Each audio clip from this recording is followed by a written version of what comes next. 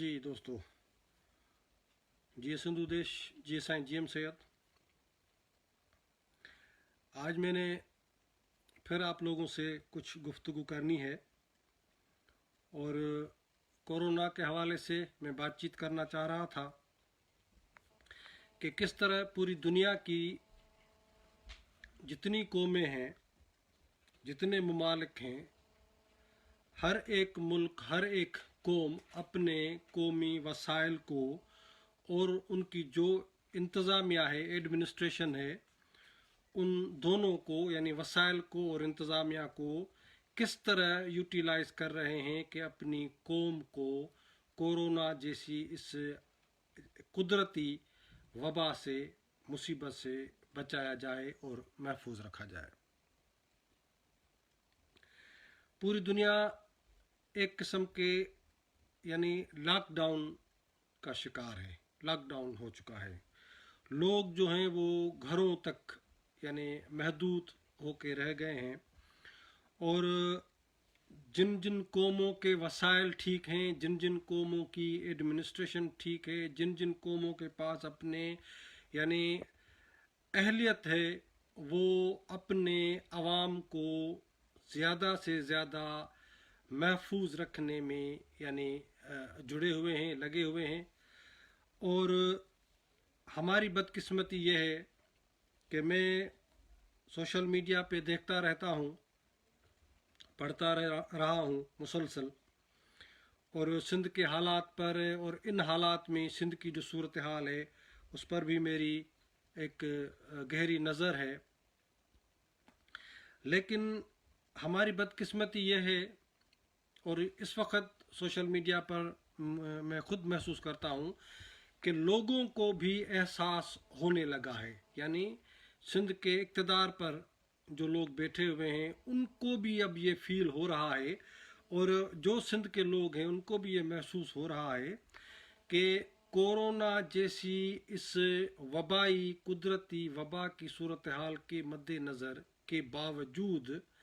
सिंध के वसाइल जो हैं वो सिंधी कौम के ऊपर इस्तेमाल नहीं किए जा रहे हैं।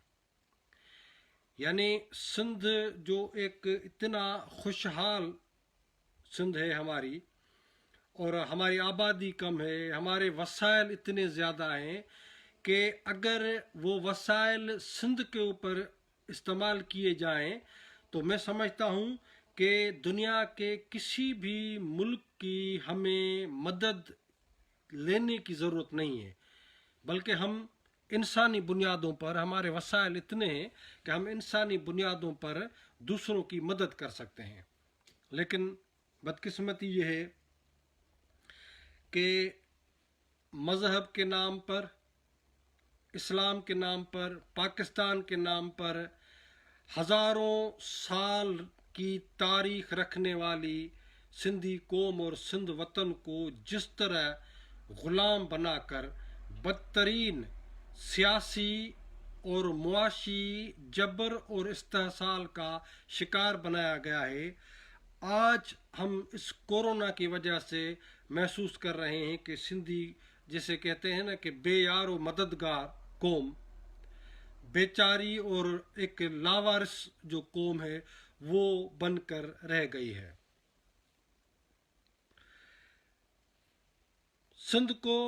सिंध का जो इक़्तिदार पर बैठा हुआ तबका है,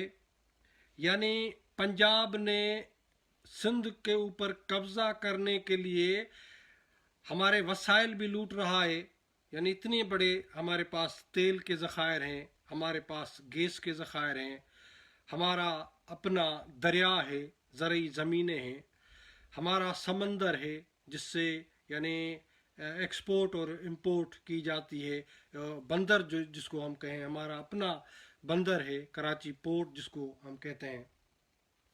सब कुछ होने के बावजूद पंजाब ने न सिर्फ सिंध को ग़ुलाम बनाया है, बल्कि हमारे सिंध के ऊपर जागीरदारों, भोतारों, पीरों और इन मजहबी लोगों को मुसल्लत किया हुआ है।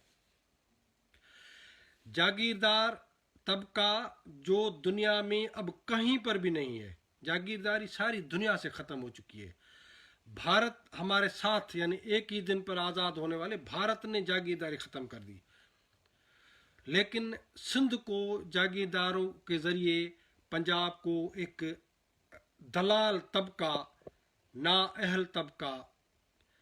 और गैर तारीखी कुवत के तौर पर वो पंजाब ने हमारे गले में जागीरदारों को डाला हुआ है। और इस दिन के लिए कि जब भी कहीं कोई इंटरनेशनल मुसीबत भी अगर आ जाए तो सिंध के वसाइल पंजाब बड़ी आराम से लूट सके और ये जागीरदार तबका बैठा रहेगा और कुछ नहीं बोलेगा। इसी दिन के लिए पंजाब ने जो जागीरदारों को सिंध के ऊपर मुसलसल मुसलत करता रहा है। और आज पूरी सिंधी कौम में सोशल मीडिया पर यानी कुछ रिपोर्ट्स आ रही थी और बड़े बड़े यानी अफसोस और दुख की बात है कि किसी ने लिखा कि जो पैसे दिए जा रहे हैं और फिर वो उस एरिया का मसलन किसी तालके के लिए या किसी यूसी के लिए या किसी मोहल्ले के लिए जितने पैसे यानी मंजूर किए गए हैं, तो उसने कहा कि वो जो हमारी आबादी है उस आबादी में को गिनती करके अगर हम कैलकुलेट करते हैं तो 4 रुपए से लेकर 10 रुपए तक फी बंदे को पैसे मिलते हैं।